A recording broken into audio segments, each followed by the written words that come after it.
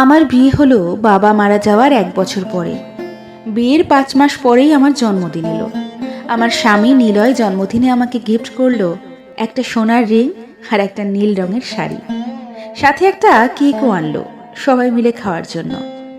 সন্ধ্যায় উপহারের বাক্স খুলতেই দেখলাম আমার শাশুড়ি আর ননদের চেহারায় যেন আষাঢ়ের মেঘ জমেছে। নিলয় আমাকে রিং পরিয়ে দিল। সবাই মিলে কেক খেয়ে যে যার রুমে চলে আসলাম। রাতে খাবার জন্য আমি সেদিন fried rice, chilli chicken, chicken fry, vegetable বানালাম। খেতে বসে শাশুড়ি আম্মা আমাকে বললেন, রাইফা, নিলয়ের আনা শাড়িটা নীলাকে দিয়ে দাও, নিলয় তোমাকে আর একটা কিনে দেবে পরে, নীলার খুব পছন্দ হয়েছে শাড়িটা। মায়ের বাধ্য ছেলে হওয়ায় নিলয়ও আমাকে বলল দিয়ে দিতে শাড়িটি। হাতে টাকা হলে নিলয় আমাকে আর একটা কিনে দেবে। আমার চোখে ভেসে উঠল অনেক বছর আগের সেই দৃশ্য। আমি জোর গলায় বললাম, না মা, এই শাড়ি আমি দিতে পারবো না, এটা আমার গিফট, আমার স্বামী দিয়েছে, আপাকে ওনার ভাই না হয় কিনে দেবে হাতে টাকা এলে। বিস্ফোরিত চোখে সবাই আমার দিকে তাকালো। আমি শান্ত থেকে বললাম, আমার বাবার দীর্ঘদিনের শখ ছিল মায়ের জন্য কচুপাতা কালার অরিজিনাল একটা জামদানি শাড়ির। বাবা একবার চাকরি সূত্রে টাঙ্গাইল গিয়েছিলেন, তাঁতিদের হাতে বোনা একটা কচুপাতা কালারের একটা জামদানি শাড়িও বাবা কিনেছিলেন মায়ের জন্য। মায়ের গায়ের রং একেবারে ফর্সা, দুধে আলতা রং যাকে বলে। ছোটবেলা স্নো হোয়াইটের গল্প শোনার পর আমি ভাবতাম আমার মাকে দেখলে স্নো হোয়াইটও লজ্জা পাবে। বাবাও তাই শখ করেই মায়ের জন্য সেই শাড়িটি কিনেছিলেন। কিন্তু মায়ের ভাগ্য খারাপ, অথবা বলা যায় বাবার সাহসের অভাব। বাবা 3 ফুফুর জন্য 3টে জামদানি শাড়ি এনেছিলেন। দাদি এসব শাড়ি পরে না বলে দাদির জন্য একটা সুতি শাড়ি কিনেছিলেন। কিন্তু দাদির পছন্দ হলো মায়ের জন্য নেওয়া শাড়িটি। সরাসরি বলে বসলেন, আমার জন্য এটা কেমন শাড়ি আনছো তুই আমির? না না, এসব শাড়ি তো মজনুর বউ পিন্দে, মজনু রিক্সা চালাইয়া এরম শাড়ি কেনে ওর বউয়ের লইকা। আমার পোলা তো রিক্সা চালায় না, আমি তোর বউয়ের জন্য আনা শাড়িটা নিমু, ওইটা আমার ভাল লাগছে। বাবা মায়ের মুখের দিকে তাকালেন একবার। মা হাসি মুখে শাড়ির প্যাকেটটি দাদির দিকে এগিয়ে দিয়ে বললেন, আপনি নিন আম্মা, আমাকে আপনার শাড়িটি দিন। আমার এসব শাড়ি পরতে ভালো লাগে না, অভ্যেস নেই, সুতি শাড়িতেই আরাম লাগে আম্মা, কাজ করতে সুবিধে হয়। বড় ফুফু টিপ্পনি কেটে বলল, বাপের বাড়িতে এসব দামি শাড়ি পরলেই তো অভ্যাস থাকবে। বাবা বলতে পারলেন না কিছু কাউকে।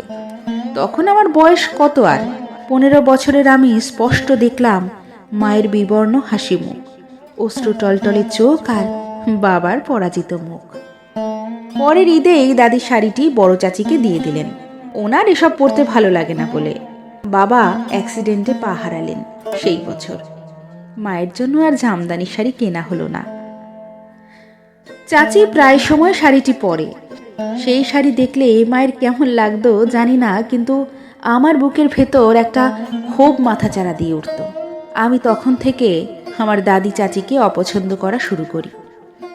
বাবার ওষুধ, ছোট ভাইয়ের স্কুলের বেতন, বড় আপার বাবুর দুধ কেনা, ঘরের জন্য নামমাত্র বাজার করা, সবই তো মাস শেষে আমার টিউশনির 3000 টাকা আর বড় আপার একটা কিন্ডারগার্টেন স্কুলে পড়িয়ে পাওয়া 4000 টাকা বেতনে হতো।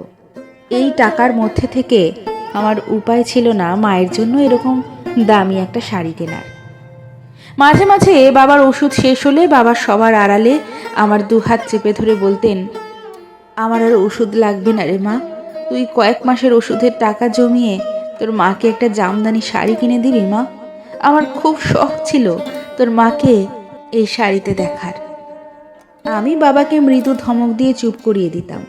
বাবা দীর্ঘশ্বাস ফেলে বলতেন, আমি কোনোদিন তোর মাকে কিছু দিতে পারলাম না রে মা, আমি একজন অযোগ্য স্বামী, অযোগ্য পিতা, আমার জন্য আর টাকা নষ্ট করিস না। বাবার কথাকে আমি পাত্তা দিতাম না। তবে বাবা ঘুমিয়ে গেলে মাঝে মাঝে বাবার পায়ের পাশে বসে বলতাম, তুমি আমার জন্মদাতা বাবা, তোমার জন্যই তো এই পৃথিবীতে আসতে পেরেছি আমি বাবা। বুক ভরে এই পৃথিবীর তাজা বাতাস শ্বাস নিতে পারছি। তুমি অযোগ্য নও বাবা, অযোগ্য আমি বাবা, তোমার একটা ইচ্ছে আমি পূরণ করতে পারছি না। বাবা মারা গেলেন সে বছরই। সাথে করে নিয়ে গেলেন এক বুক আফসোস। স্ট্রোক করে মারা গেলেন বাবা। বাবা মারা যাওয়ার আগে মুহূর্তে আমার হাত শক্ত করে চেপে ধরে বাবা বললেন, মারে একটা শাড়ি। বাবার সেই অব্যক্ত কথা আমি জানি। বাবা মারা যাবার পর মা নিজেকে মুড়িয়ে নিয়েছিলেন বিবর্ণ বস্ত্রে। ইন্টার পাশ করার পর আমার একটা ছোট চাকরি হলো।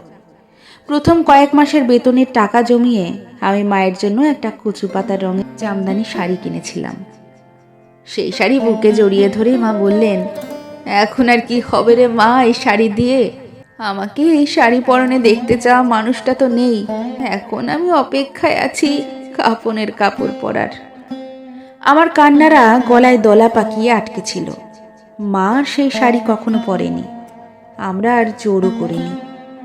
মাঝে মাঝে মাঝরাতে দেখতাম মা সেই শাড়িটি জড়িয়ে ধরে ফুপিয়ে ফুপিয়ে কাঁদত শুধু। বাবা মারা যাওয়ার 8 মাস পর দাদি মারা যান। মাকে দেখেছি দাদির সব দায়িত্ব পালন করতে সুষ্ঠুভাবে, কিন্তু দিন শেষে একটা দীর্ঘশ্বাস ফেলে বলতেন, তোর দাদির জন্যই তোর বাবা একটা আফসোস নিয়ে দুনিয়া ছেড়ে গেছেন। আমি কখনোই তোর দাদির নিষ্ঠুরতার কথা ভুলবো না। আম্মা, ভেবে দেখেন এইরকম গল্প আমার জীবনেও আছে। আপা, আপনি ভেবে দেখেন একবার, আপনার সাথে এরকম কিছু না কিছু হয়েছে। কিছু ক্ষেত্রে প্রতিবাদ করতে হয় নিলয়। প্রতিবাদ করতে না পারলে আমার মায়ের মতো তীব্র যন্ত্রণা বুকে নিয়ে বেঁচে থাকতে হয়। ভাগ্য কখন কাকে কি করে কে জানে। আমি চাই না পুনরায় এরকম কিছু আমার সাথে ঘটুক।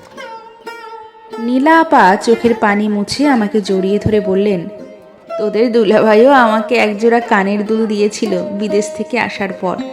আমাকে পরিয়ে দিয়ে বললেন, এই দুলজোড়া দেখেই আমার তোমার কথা মনে পড়েছে নীলা।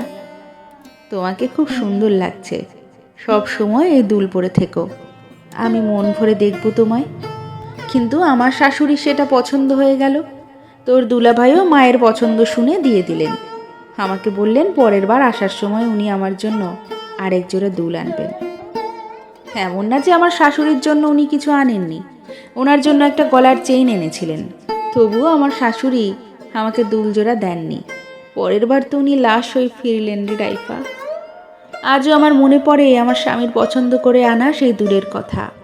সেই দুল আমার শাশুড়ি তার বড় মেয়ের ঘরের বড় নাতিকে দিয়ে দিয়েছিলেন। আজও আমি মনে পড়লে ভগবানকে বলি, ভগবান তুমি বিচার করো। আমার স্বামী শখ করে যে জিনিস আমার জন্য এনেছে সেই জিনিস কেড়ে নিয়ে যে আমার স্বামীর শখ পূরণ করতে দেয় নাই, তার বিচার করো। আমার বিরাট ভুল হয়েছে, আমাকে মাফ করে দিস। সেদিন যদি আমার বাবা অথবা মা কেউ একজন জোর গলায় প্রতিবাদ করত, তাহলে আর বাকি জীবন দুজনকেই আফসোস করতে হতো না। নীলা আপার স্বামী যদি সেদিন তার মাকে বলতে পারতেন এটা আপার জন্যই এনেছেন, তবে আজ স্বামীর মৃত্যুর পরেও নীলা আপার সেই আফসোস থেকে যেত না। কিছু কিছু ক্ষেত্রে ছাড় দিতে নেই। প্রিয় মানুষের দেওয়া কিছু ছোট ছোট জিনিসও একান্ত ব্যক্তিগত হয়, যার ভাগ কাউকে দেওয়া যায় না, সে যতই আপনার লোক হোক। সম্পর্কের মধ্যে তিক্ততা এমনি এমনি আসে না। এই ছোট ছোট ব্যাপারগুলো জমতে জমতে মনে এক সময় তিক্ততার মহাসাগর বানিয়ে ফেলে। সহজ সম্পর্ক তখন জটিল হয়ে যায়।